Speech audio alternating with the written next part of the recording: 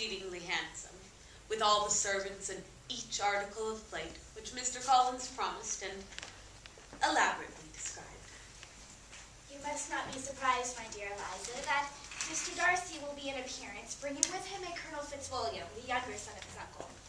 I have the honor of introducing my right honorable lady, Lady Catherine de Bourgh, my esteemed patroness, whose wit, affability, and condescension make her the most admired. Yes, yes. Quite so. You are, I believe, Elizabeth Bennet. Yes, I am. Your father's estate is entailed on Mr. Collins, I think. For your sake, I am glad of it, for otherwise I see no occasion for entailing estates from the female line. A word, Mr. Collins. Miss Bennet, I had not hoped to meet you here. Nor I. Allow me to present Colonel Fitzwilliam. Your beauty, oft reported, exceeds Miss Bennet. This has not been true, Colonel Fitzwilliam, in all quarters.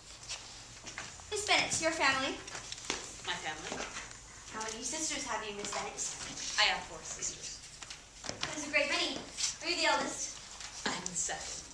Are they handsome? Yes, very. Do you play and sing?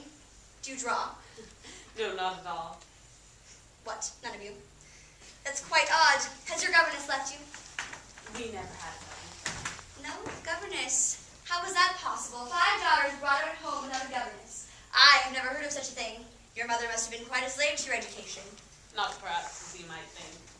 Then who taught you? Who attended to you? Such as us as wished to learn never wanted the means. Books were always provided, and we were always encouraged to read.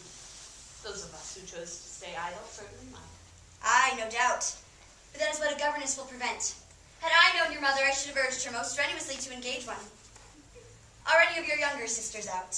Yes, ma'am. All. All? All 5 out at once? Very odd. The younger ones out before the eldest are married. But really, ma'am, it is hard for younger siblings to lose their share of society and amusement simply because the elder had not the means or inclination to marry early. Upon my word, you speak your opinion quite decidedly for so young a person. Pray, what is your age?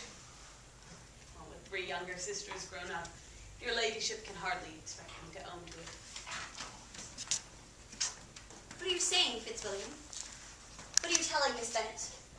We are speaking of music, madam. Of music? Then pray, speak aloud. I'm reminding Miss Bennet of her earlier promise to favor us at the pianoforte. Yes. Pray excuse me. I fear you will not find me a great proficient. Pray continue your conversation rather than attend to it. I often tell young ladies that no excellence in music is to be acquired without constant practice.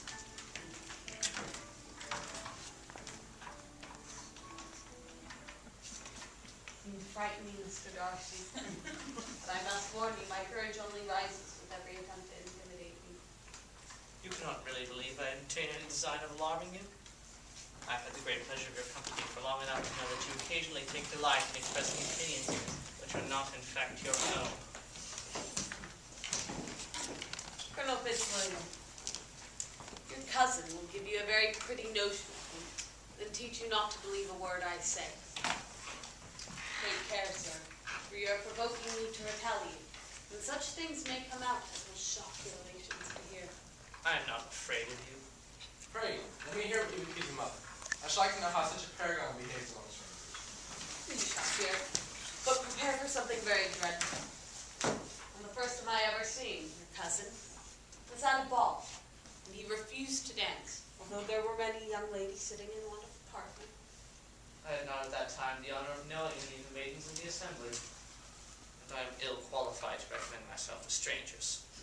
Shall we ask him why a man of sense and education who has lived in the world is ill qualified to recommend himself to strangers? I have not the talent of conversing easily with those I have never before seen.